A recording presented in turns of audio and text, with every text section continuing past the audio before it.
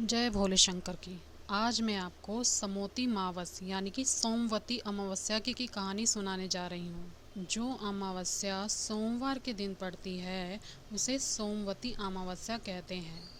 इस दिन सुहागन स्त्रियां पीपल के नीचे 108 एक ही तरह की चीज़ लेकर 108 फूल, 108 कोई खाने की मिठाई, आप कुछ भी उसमें शामिल कर सकते हैं। वो चीज़ या तो 108 होनी चाहिए। अगर आप इतनी आपकी श्रद्धा नहीं है कि आप ज़्यादा 108 चीज़ लें तो आप 13 या 8 भी ले सकती हैं और इन्हें लेकर ही कहानी सुन सकती हैं। तो इसकी कहानी इस प्रकार है। एक साहूकार के 7 लड़के और एक लड़की थी। लड़के सब ब्याह दिए गए थे, लड़की कुंवारी थी। साहूकार के घर एक साधु रोज भिक्षा मांगने आता था। वह भीख लेकर और आशीर्वाद देता हुआ चला जाता था, पर थोड़ा भेद था। जब साहूकार के बेटे और बहू भीख देने आते थे तो वह सुहाग भाग का आशीर्वाद देता था, और जब साहूकार की लड़की भिक्षा डालने आती थी तो माँ बाप और भैया भतीजों का आशीर्वाद देता था। तब लड़की ने सोचा कि ये साधु मुझे सुहाग का आशीर्वाद क्यों नहीं देता। लड़की ने यह बात अपनी माता को बताई। लड़की की माँ ने उससे यह बात सुनी तो उसने कहा, ठीक है, मैं कल देखती हूँ। दूसरे दिन माँ ने पूछा, महाराज आप आशीर्वाद देने में भेद क्यों करते हैं। साधु ने बात टाल दी और कहा, आप किसी पंडित से पूछ लो तो ज़्यादा अच्छा होगा। उस लड़की की माँ ने तुरंत ही पंडित बुलवाए और सारी बात पूछी। पंडित ने उस लड़की की जन्मपत्री देखी और बताया, इसके भाग्य में विधवा होना लिखा है। फेरे होते ही ये लड़की विधवा हो जाएगी। माँ बहुत दुखी हुई और संकट से छूटने का उपाय पूछने लगी। पंडितों ने विचार करके बताया कि 7 समुंदर पार सोमा नाम की एक धोबिन है। उसके सोमवती की कहानी सुनने का नियम है। यदि उनको मना लिया जाए और उनकी कहानी का फल इस लड़की को मिल जाए तो इसका विधवा दोष दूर हो सकता है। माँ ने अपने सभी लड़कों को यह विचार सुनाया। उसके सभी लड़कों ने जाने से मना कर दिया। किसी ने भी वहाँ जाने के लिए हामी नहीं भरी। जब लड़की अकेली जाने को तैयार हुई तो उसका छोटा भाई जाने के लिए साथ तैयार हो गया। यानी कि लड़की और छोटा भाई जाने के लिए राजी हो गए। चलते चलते समुद्र के किनारे तो आ गए, पर इसे पार कैसे किया जाए दोनों विचार करने लगे और एक पेड़ के नीचे बैठ गए। उस पेड़ पर गिद्ध और गिद्धनी रहते थे। जब उनके बच्चे होते तो एक सांप आकर उन्हें खा जाता था। गिद्ध गिद्धनी को इस बात का पता नहीं चलता था और उस दिन भी ऐसा ही हुआ। गिद्ध गिद्धनी बाहर गए हुए थे, सर्प आया और गिद्धनी के बच्चे चिल्लाने लगे। साहूकार की बेटी ने उनका चिल्लाना सुनकर देखा और सारी बात समझ गई। झट से उसने वार किया और सर्प मर गया। शाम हुई तो गिद्ध गिद्धनी अपने घोंसले में वापस लौटे और पेड़ के नीचे बहन भाई को बैठा हुआ देखा। मन में विचार किया कि हमारे बच्चे यही खाते होंगे, और दोनों ऐसा सोचकर उनके पीछे पड़ गए। और बच्चों की आवाज़ सुनाई दी तो गिद्ध गिद्धनी चकित रह गए।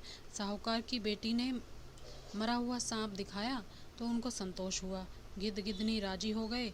दोनों भाई बहन का आदर सत्कार किया और उनकी इच्छा जानकर समुद्र पार उड़कर उन्हें छोड़ आए। सोमा धोबन का घर पूछकर उसके घर के पास रहने लगे।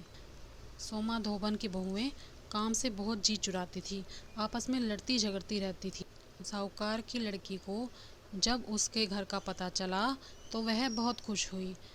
वहाँ का रंग ढंग देखकर वह दुखी हुई। वह रोज़ सवेरे जल्दी उठती और सोमा के घर जाकर सारा काम कर देती। 2-3 दिन बीत गए, पता नहीं चला। एक रोज़ सोमा छिपकर बैठ गई। रोज़ की तरह साहूकार की लड़की आई और काम करने लगी। सोमा आकर बोली, तुम कौन हो? तुम रोज़ सारा काम कर जाती हो, तुम्हारा क्या मतलब है? साहूकार की लड़की ने सीधेपन में उत्तर दिया, मैं तुम्हारे धर्म की बहन हूँ, मेरा एक वचन पूरा करो। मैं बहुत दुखी हूँ और बहुत दुखी होकर तुम्हारे पास आई हूँ। मैं बहुत मुश्किल में हूँ। सोमा ने उसकी सारी बात सुनी। वचन के मुताबिक सोमवती का फल दिया और विवाह के समय आने का वचन दिया। इधर वे जब अपने घर लौटकर आए तो विवाह की तिथि निश्चित हो गई। बारात आ गई, आओ भगत हुई, फेरे का समय हो गया। सोमा भी समय पर आ गई। उसने एक करवा दूध से भर लिया। जब फेरे हो रहे थे तो एक सर्प आया और सोमा ने उसको दूध पिलाया। सोमवती माता से विनती की, हे सोमवती माता, मैंने जो सच्चे मन से तेरी कहानी सुनी है, तो अब तक की सारी सोमवती का फल साहूकार की बेटी को मिले। प्रार्थना प्रार्थना करते ही सांप की रस्सी बन गई। विवाह आनंद से हो गया। सोमा विदा मांगने लगी। साहूकार की स्त्री ने उससे कुछ मांगने को कहा। सोमा ने एक मिट्टी का घड़ा मांगा और लेकर चली गई। इधर सोमा का पति बीमार पड़ा और जल्दी ही वो मर गया। पर सोमा के आए बिना उसका क्रियाक्रम नहीं किया गया। तेल के बर्तन में उसको रख दिया गया। सोमा जब साहूकार के घर से घड़ा लेकर जा रही थी तो रास्ते में सोमवती का दिन आया। जंगल में कहानी सुनने के लिए उसके पास कोई चीज़ नहीं थी। उसने क्या किया, जो घड़ा वो साहूकार की लड़की की शादी से मांग कर लाई थी, उसने उसी के 8 टुकड़े किए और गोल गोल बनाकर एक पीपल के नीचे बैठ गई और कहानी सुनी। फिर अपने घर चली गई। सारी बात उसके सामने आई पर उसको घबराहट ना हुई। उसने जाकर अपने पति की लाश को तेल से निकाला और आँखों से काजल, नाखून से मेहंदी और मांग से रोली यानी सिंदूर का छींटा लिया और उंगली से थोड़ा सा खून निकाला, सबको मिलाकर और छींटे दिए और कहा, हे सोमवती माता, अब तक की सोमवती अमावस का फल हो साहूकार की लड़की को मिला और अब तक जो मैंने सच्चे मन से तेरी साधना की है, तो आगे के व्रतों का फल मेरे पति को मिले। ऐसा कहते ही उसका पति उठ बैठा। घर में आनंद हो गया। सोमा ने कहा, ये सोमवती माता की कृपा है। और गांव में ढिंडोरा पिटवा दिया गया कि अब से सभी सुहागन स्त्रियां सोमवती का व्रत करें और कहानी सुने। हे सोमवती माता, जैसा सोमवती मावस का फल सोना धोबन को मिला और साहूकार की लड़की को मिला, वैसे ही सबका सुहाग भाग अमर रखना, सबको सुहाग दान देना और सबके घर में खुशहाली रखना। आज के वीडियो में इतना ही।